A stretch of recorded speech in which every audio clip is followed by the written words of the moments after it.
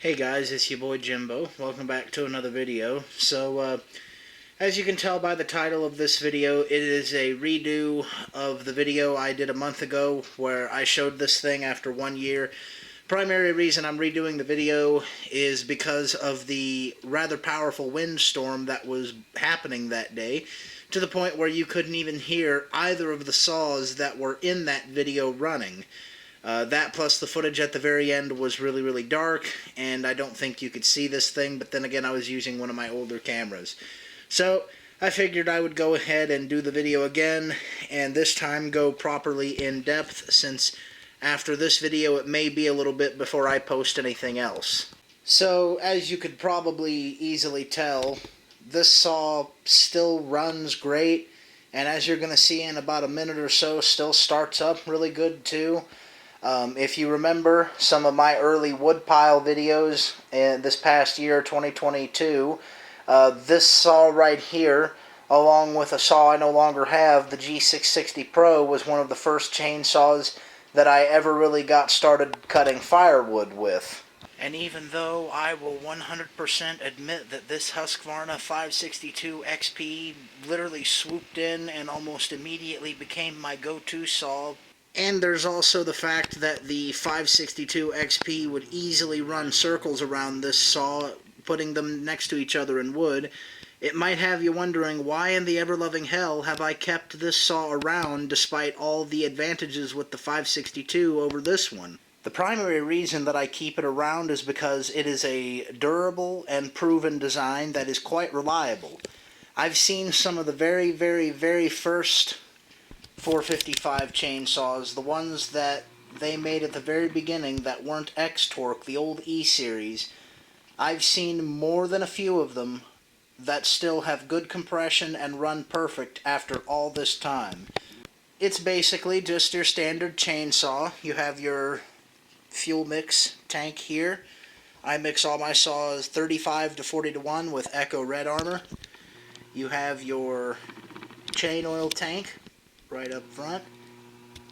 You've got your throttle lockout and throttle. You have your kill switch and your choke. Push that back in and you can hear the high idle. You've got a decompression valve right up here.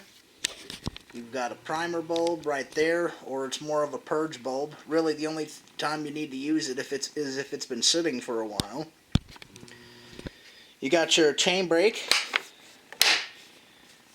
you know, just the usual fun safety stuff that all the new chainsaws have and whatnot. Your air filter is underneath this top cover, and you gain access to that air filter by loosening these 3 screws.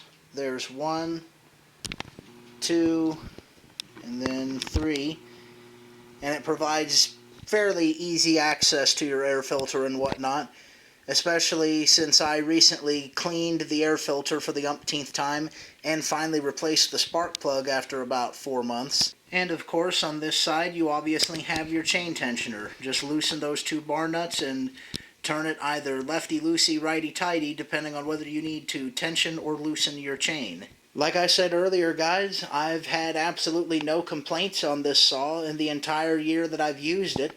It's mainly just used as a backup chainsaw right now, and I have no shame in using it as such because I know it's going to work, I know it's going to start, and it always has every time I've needed it. Well guys, let's go ahead and set the camera on the tripod and let's show you how she does start up. Alright guys, quick cold start. As it hasn't been started up in about a week, give it a couple primes. Pull it on choke. See? Always fires pretty quickly.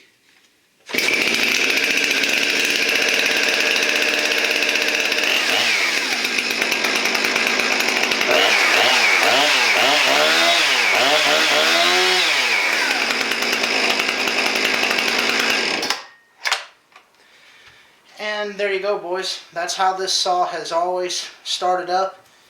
And for that reason alone of just how well and how quickly it starts, it's definitely become one of my favorite chainsaws. Of course, next to the other ones I already use.